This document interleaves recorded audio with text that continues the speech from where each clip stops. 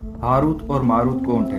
बाबुल का कुआं कहाँ है? और हारूत और मारूत का जादू किस तरह का था? ये वो पुरअसरार सवालात हैं जिनके जवाबात तो बहुत हैं और लिखने वालों ने भी बहुत कुछ लिखा है, लेकिन उन किस्से कहानियों में हकीकत को तलाश करना गहरे समुद्र में मोती निकालने के बराबर है। हारूत और मारूत के मतलब बुनियादी तौर पर दो तरह की रवायात मिलती हैं।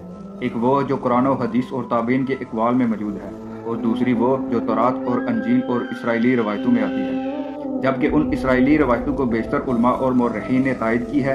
इस वीडियो में हम दोनों तरह की रवायतों और वाक़यात को मुकम्मल पेश करेंगे।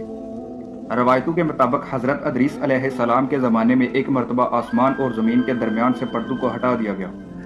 फरिश्तों ने ज़मीन पर आबाद इंसानों को देखकर ताज्जुब किया और बोले, या रब्बुल आलमीन, हम तो गुनाह के करीब भी नहीं जाते, जबकि बनी आदम गुनाहों में इतने मुब्तला हैं कि अगर हम उनकी जगह होते तो कभी तेरी नाफरमानी ना करते।